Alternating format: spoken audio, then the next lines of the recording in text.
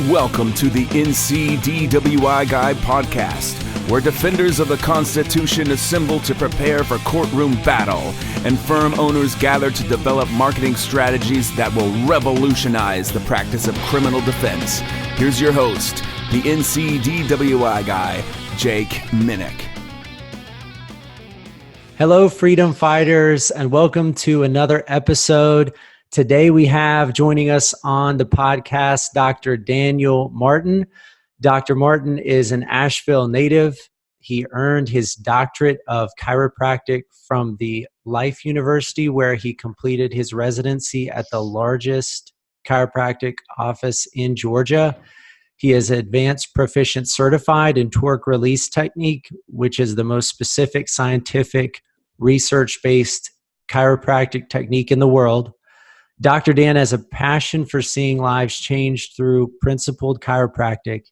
He is currently earning his diplomat in Addictionology from the American College of Addictionology and Compulsive Disorders, which is a certification that will allow him to impact the lives of many individuals in the Asheville community. So Dr. Dan, thank you for taking the time to come on and join us for the podcast.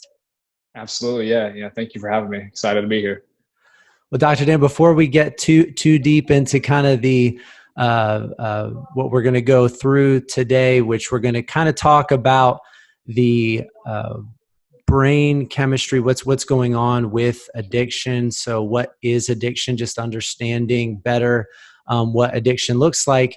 And then also the torque release technique that can be helpful in terms of addressing addiction.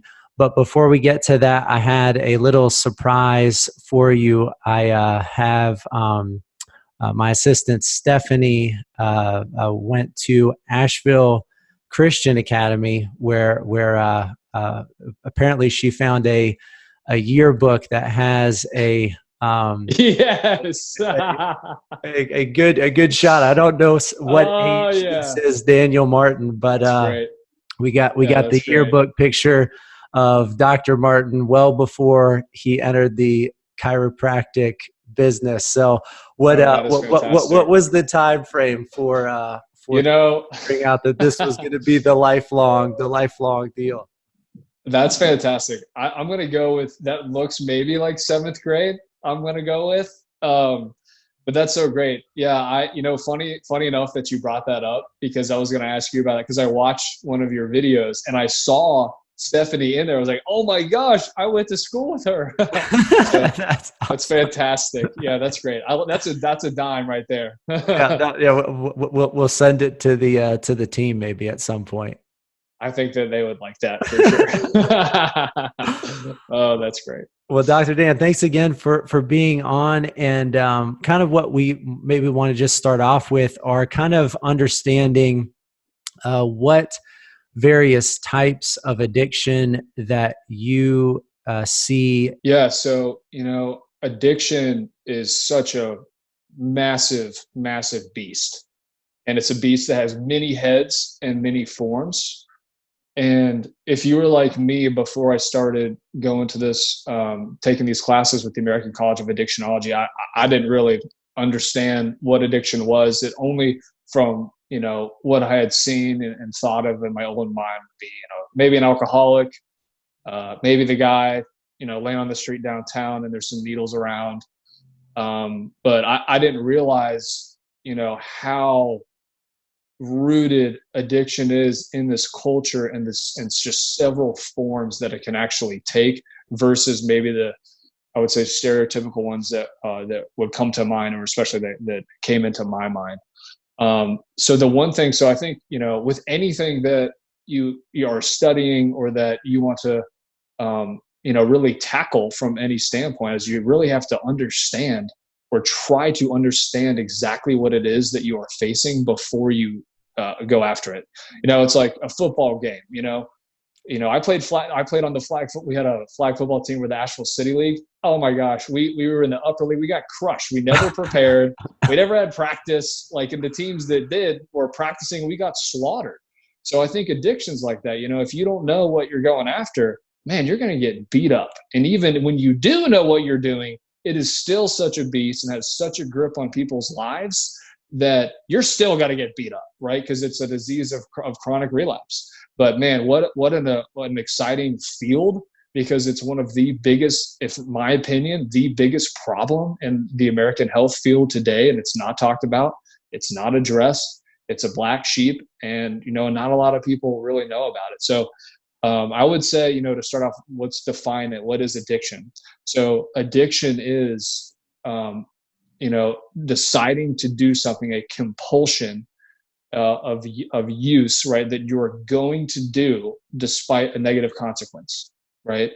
Versus, let's say, an abuser, right? Let's say someone who does something. Let's go with alcohol, right? Has a drink, right? Every once in a while, they're not actually alcoholic, but they might abuse it, right? They might binge drink on the weekend every once in a while, and they're abusing it. They're not actually addicted, right? So one of my favorite analogies I like to say is, the difference between an addict and an abuser is a person that goes to a bar. They go into the bar, they, have way too many drinks. They decide to drive home. They get pulled over by the cop. And the abuser is going to, be super upset. They're going to be crying. They're going to be very, shook about the situation. And they're going to get that ticket, and they are never going to do that again, right? It's over. They had that negative consequence. Man, I just got, a huge ticket and points on my license. It's done, right? That alcoholic, right, has a totally different response. And they're in complete denial, right? And it can't be them. It can't be the problem, right? And it's, hey, that, if I had gone the back road, that cop wouldn't have seen me. Or, this cop, he's got nothing better to do, pull me over again, right? And that's normally the case of what happens. But, that's not going to, be their last time, right? And I'm sure that you, right, in practice, you have repeat, people coming in with DUIs, right? And the reality, just weeks apart from, another one. Right. And I'm sure, like, in our head, in our minds, we are like, how in the world is this person not learning their lesson? Right. How do they not, why are they not, learning from their mistake? Right. And the reality is, I think that to fully understand that, there's just so many layers that are there that are causing them to do this. You're like, man, this is a no-brainer. But for them, it's not. They have a daily struggle. Imagine something so strong, a itch, a burn. Like, you ever be like, let's say, like, you're really hungry, and you're like starving, right? But imagine that feeling all the time to do that one thing, to use or to do that thing. It's a super, super big deal. Right. And, and the reality too is that, all addicts are brilliant people. They're super intelligent, because think about it. They continue to do these things that they know are slowly killing themselves. They're hurting their friends. They're hurting their family members. But denial is so powerful, and the grip of that disease, right? The addiction and denial is on them, that it drives people, to their death. And what happens is the end result is jail, death, right? Or an institution, unless they are able to recover. So that just is a taste of, kind of what addiction is. But there's definitely different components that make it up. It's not one thing. It's, there's a physical component, there's a mental component, there's a spiritual component, and there's a metabolic component. And each one of those things is comprising what's going on with this person. And the reality is too, is that this is not just, it's not just one doctor can handle all this. It's multifactorial across all fields of what this person needs. And that's what makes it so complex, is there's just so much there to work with. So what else? Yeah, go ahead. No, yeah, just in terms of kind of the understanding addiction, in terms of what's going on in the brain, what's kind of happening in terms of a addict's brain chemically? Sure. So basically, and we'll go back to a study that's fantastic. Well, first off, alcoholic, okay, they, used to, back in the day, and we're talking 1900s, 50s, stuff like that. If you were an alcoholic, you were just a bad person. It was a moral issue. And what a lot of, doctors started to theorize and say, hey, they're not a bad person. It's a disease and it's a problem. And they were actually able to prove that. And, Dr. Jellinek was one of the first guys who was instrumental, who came up with a curve, because in order for something to be labeled a disease, it has to have a start point and an end point and have a progression of events in there. And he proved that was indeed the case. So he was able to prove from the first drink to rock bottom and then back up that there's a progression of it. So what happened was there was a doctor by the name of Candace Pert, and this was in the late 80s. And what she found, she was doing research on people that had passed away who were alcoholics in cities, and they were taking, the bodies of the people that had died, and she was looking at their cerebrospinal fluid and their brains and analyzing what type of, neurotransmitters and what was actually in the brain. And what she found was actually a substance that was within morphine addicts, right? Or, opioid. And that didn't make any sense. And she's like, well, how can this be in an addict's brain? So what she ended up finding out was, even earlier, way back in World War I, there was a substance, and what she found was called THIQ. It's tetrahydroquinone. We'll just say THIQ.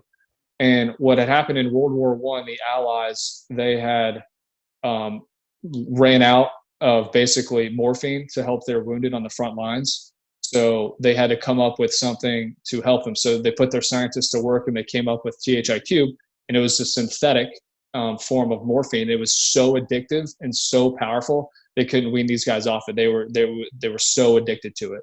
So basically they're, hey, well, we can't use this because this is not going to do too good, in the public, right? So they put it on the back shelf. So that's what actually Dr. Candace Pert discovered was in this person's brain. So what does that mean? So basically, and to just kind of dive into that, because I find that study like really fascinating. In terms of what they found in the soldiers that had fought during World War I in the brain, that was caused chemically by basically injecting a foreign substance into that person. Is that kind of an accurate? So let me kind of break that down. So basically, they were giving these soldiers THIQ. Okay. They were giving it to them. Yeah. And then they were, then that was in their system and they became addicted, right? So what Candace Pert found was that in alcoholics, that they themselves were not being injected or, taking morphine, but that their bodies actually, the neurochemistry in the brain, the way that their body actually broke down alcohol was breaking it down, and THIQ is being produced organically, right? Yeah, that's wild. Isn't that crazy, right? So what's happened is, no matter whether it's alcohol or, there's 5 addictions: alcohol or drugs and alcohol, work, sex, right? Gambling, risk-taking, right? And what's happening in the brain is your body is processing that and creating that THIQ. And the reality is, once THIQ enters the brain, it never leaves. That's why someone who can, an alcoholic who has their last drink, then they don't, drink for 25 years and they have the worst relapse you've ever seen, right? Same thing with a drug addict, right? So that substance, right, it is literally that strong, was being created. So she found it in those alcoholics. Yeah, that's wild. Yeah, I mean, pretty amazing, isn't it? So, that's what's happening as far as neurochemistry goes in the brain. But as far as chiropractic goes, tell us a little bit about, in terms of kind of with that research, what kind of technique, in talking about torque release technique, what impact did that have in terms of being able to help address addiction and address addicts with this particular treatment model? Sure. So torque release is one specific type of technique. There are a lot of awesome techniques in chiropractic. Torque release technique is the newest, most advanced technique. And the cool thing about it is actually purely born out of research. It actually wasn't even intended to be a technique. It was actually discovered.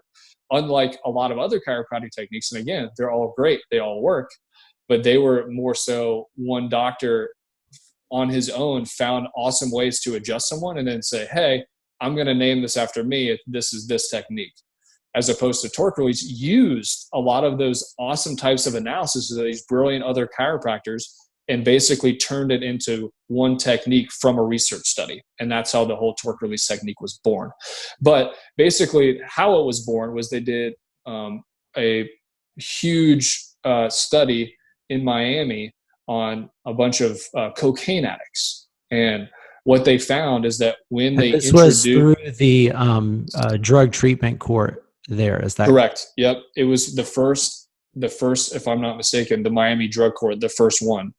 And Dr. Holder, Jay Holder, was instrumental in, he was the creator of torque release technique. And he conducted this study with a PhD biostatistician, Robert Duncan. And what they did was they took 3 groups. It was a double blind with a placebo control, which is the gold standard for research studies. And they wanted it to be that way to, prove how powerful this is. And their goal was to show what chiropractic was intended to be, which is proving that chiropractic increases human potential and state of well-being. And there's no better population to do that with than the addicted, who innately struggle with achieving a normal state of well-being and human potential. And that's why they do that substance abuse or whatever their, poison is to achieve that. Absolutely. So the torque release model was applied to show that, hey, this population has what we call reward deficiency syndrome, where they have a gene marker, the A2 allele, where they're actually impossible for this person to achieve that normal state of well-being. So basically what the study showed, and I'm going to just kind of look down here and read this so make sure I get all these stats right, but they took 3 groups. They took group one, let me just read it. Group 1 received standard addiction treatment, including group therapy, psychotherapy, medical care, the normal things that you see in a rehab center. Group 2 received the same addiction treatment, right, but was also provided subluxation-based chiropractic care, which is torque release technique, right, based on the subluxation, right, that a subluxation is inhibiting human potential, and that's basically what that means, or dyskinesis. And then group 3 was the placebo group, which received the same addiction treatment performed in group 1 and 2, but also provided placebo chiropractic adjustments. So, they were getting adjustments, but it wasn't with the torque release protocol and the integrator, right? Specifically calibrated. So what the stats show, which were amazing, is so group 1, which was just the generic rehab center treatment, right? Group 1 finished their treatment with just 56% of group 1. This is a 30-day normal rehab setting. Only 56% of group 1 finished the program, compared to 75% who had placebo adjustments. And then group 2, who had torque release, there was 100% completion, which is unheard of. That is unheard right? of. Yeah, that's a ridiculous number. It's ridiculous. And again, I'm not saying, it has to be in conjunction with all these other things, right? They need to be in some sort of group therapy. They need to be seeing a psychotherapist or some sort of therapy. They have to be having proper nutrition. They have to be, all those other protocols. But once you add this ingredient to allow this person to neurologically function better, you're drastically increasing their chances to be able to recover, one, and then also stay in recovery for a long time. It's amazing. Yeah, it is amazing. And maybe give us like a general overview of why that technique, why torque release is so instrumental in terms of allowing physiologically a person to kind of operate at kind of maximum health. Yeah, absolutely. It's a great question.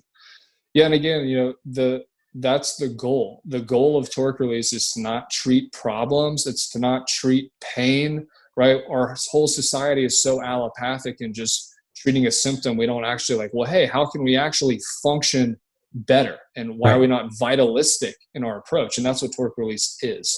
So another thing, that Candace Pert discovered, which was really instrumental in helping show the power of what a specific adjustment can do with the torque release protocol, is that the limbic system is a system that in our bodies that deals with emotion, right? State of well-being. And basically when you break emotions down, what are they? They're basically neuropeptides, right? That is being created in your brain. And what she found when she did those studies with the alcoholics is that the majority of the limbic tissue in a person was in their spinal cord and in the dorsal horns of their spinal cord, but all the way through. The mesolimbic system sits on the top portion of the brain inside, and then we have the dorsal horns here in the spinal cord and then running down. So what does that mean, right? So what happens is what we are looking for with a torque release protocol adjustment is we are looking for primary areas, misalignments of the vertebra in your vertebral column that are protecting your spinal cord, which are rich and loaded with limbic tissue. So imagine when you have misalignments that have been there for years, right? Or 10, 20 plus, and you have terrible posture and your back's like this and you have scoliosis, right? You can't achieve a normal state of well-being, right?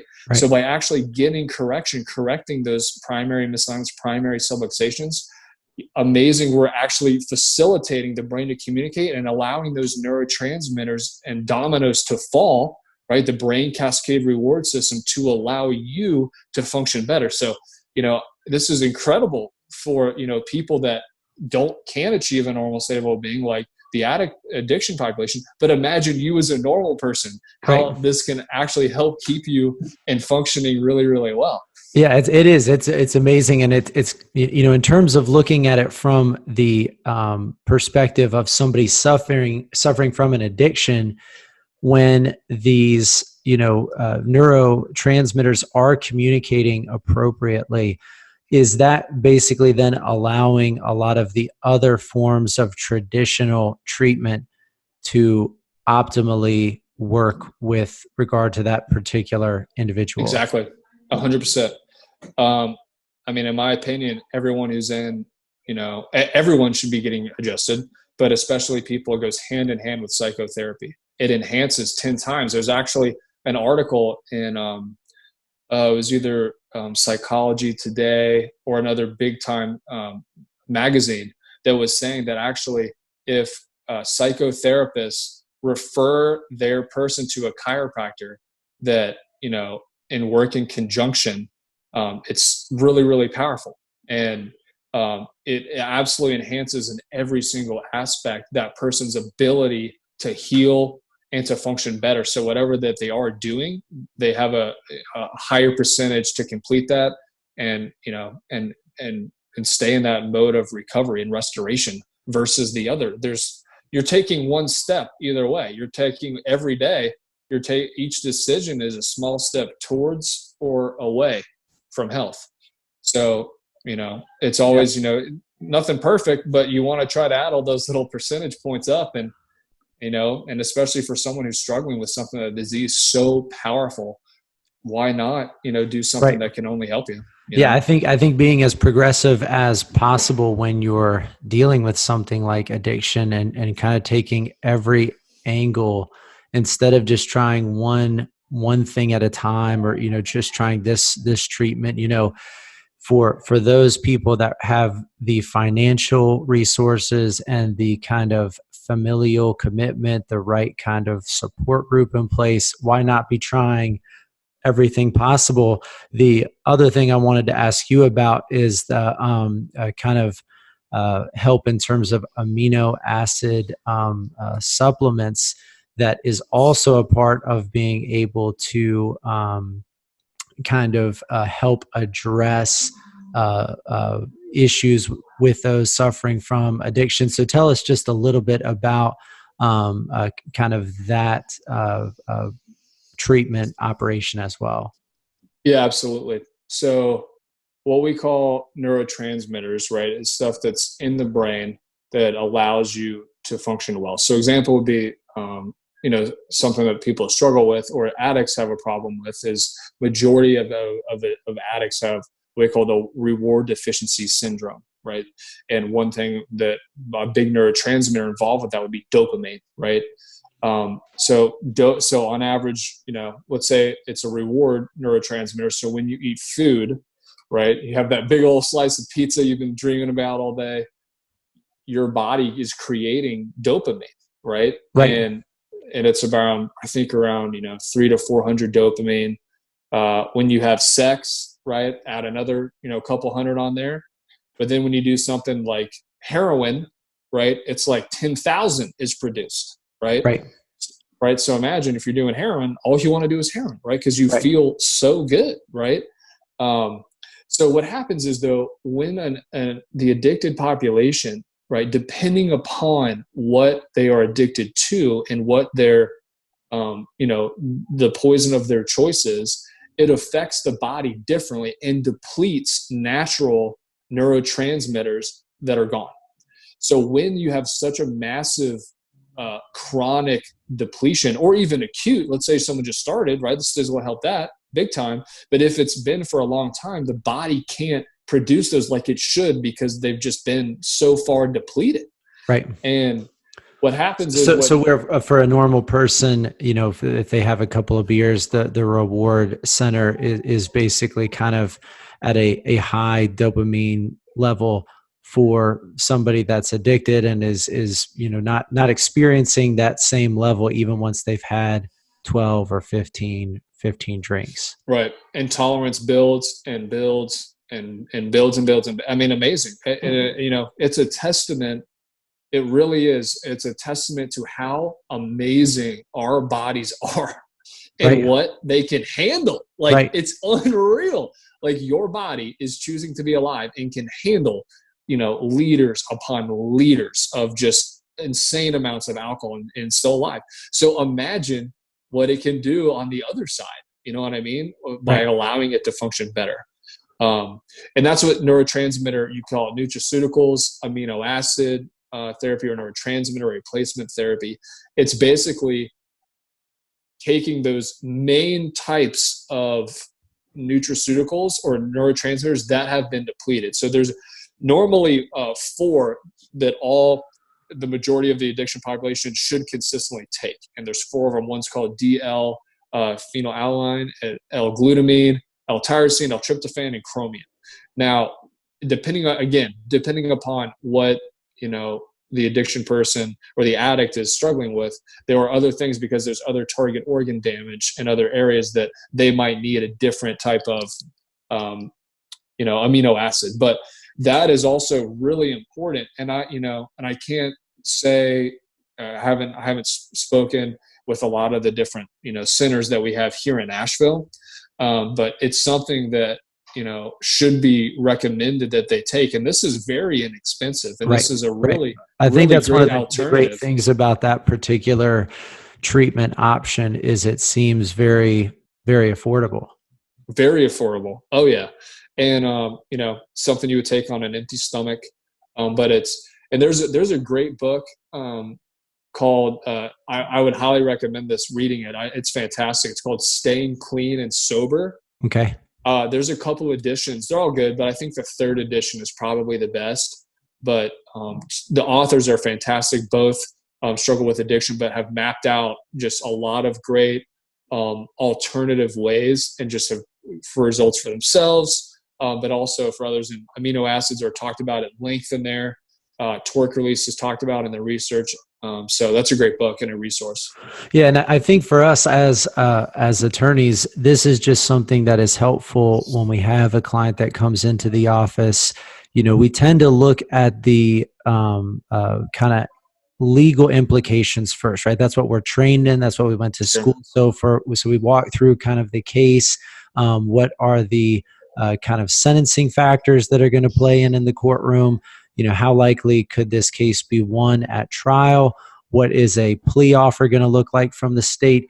But not recognizing for anybody that is suffering from an addiction, and a lot of our clients are either, addicts or kind of trending in that direction, this is something that's really important for us in terms of being able to offer kind of comprehensive counseling to the clients that we have the ability to come into contact with. So understanding kind of how these different, supplements, torque release technique can then be utilized in a kind of larger treatment plan, I think is a really big deal for us to be able to bring that to our clients. Maybe kind of where I'd like to kind of finish our conversation is really about kind of how this plays out in the courtroom, and I'll kind of ask a couple of questions that will be more just kind of how does this work in terms of the treatment angle of things from medical care. But I think that there is all kinds of ways that we as attorneys can mitigate a client's sentence in the courtroom. So anybody that is convicted, whether they enter a guilty plea or after trial, anybody that is being sentenced by the court, we're talking about how did it get to this point, Judge. Here, I'm going to let you know about this person's life story. I'm going to let you know that this person is a good member of the community. They, work hard in school. They provide community service hours for XYZ organizations. They've had their alcohol assessment, their treatment. They've gone to a driving school. Maybe they've done inpatient treatment, worn a continuous alcohol monitoring device. But to have a kind of a medical way of addressing addiction through kind of medical treatment of torque release, I think is a really powerful way for us to kind of start not only helping our client in terms of addressing addiction, but also in terms of being able to showcase to the judge our client is really being proactive in how they are addressing this. They're changing their whole life around. Absolutely. Yeah. And I think that's huge. And I think, that's one thing I love about at the bottom of your email. I thought it was great. It said helping good, I think, and I might mess up a little bit, but helping good people in their darkest hour, right, I think is fantastic. And and I think if people actively chose, like you said, and it looks amazing to say, hey, I recognize, I do have a problem. I have made a mistake, but I'm actively trying to better myself, to better the community and, with my family and et cetera. And, I think that that's a great thing. And in terms of kind of being able to support that to a judge for somebody that is receiving torque release treatment to help address addiction, is that something that can kind of be specifically stated by a doctor? Could you write a letter that says effectively, I've been seeing, as long as the patient is okay with that, totally.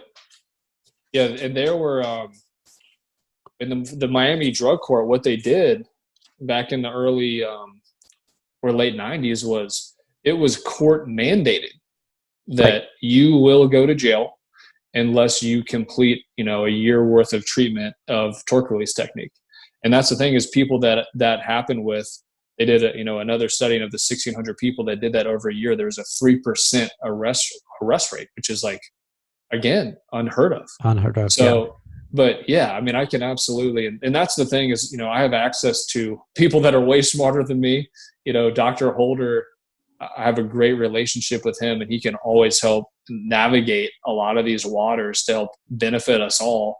Because in the long run, our intent is to help and serve people, and and have them be the best version of themselves. I think that being able to kind of showcase to a judge here is kind of what this treatment looks like, why it's helpful to addressing addiction. Again, it's just showcasing to the judge. Yeah, right. We're showcasing to the judge, this is legitimate, and our client is really taking every means possible to address this addiction. They're not just doing kind of the bare minimum, court mandated assessment and treatment. They're trying to change their life in order to kind of take this disease head on. Yeah, and it's also, when it's applied, it's so cost effective, Right. versus just a lot of high prices out there. This is super cost effective to allow this person, to get the treatment that they need and actually get better results for less cost. Right, exactly. Well, I appreciate very much the conversation, Dr. Dan, for you coming on. We appreciate everything that you're doing in the community. You have an incredible practice and a great team. And at some point, maybe in the future, we'll have you back on to just talk to us about how you run your business, because it's actually a very impressive business model, and the customer care level that you guys bring, patient care level that you guys bring just from personal experience is incredible. So maybe we'll have you back on at some point to kind of talk to us about the amazing business that you are operating as well. Well, those are very kind words. And again, thank you for the opportunity. And, I can say the same thing about y'all. You get, what you guys do over there. So, it's exciting. It's just great to be around, awesome people that, all want to just help this community and provide great service. And that's what it's all about. So I really appreciate it. Absolutely. Thanks, Dr. Dan. Yeah, man. Absolutely.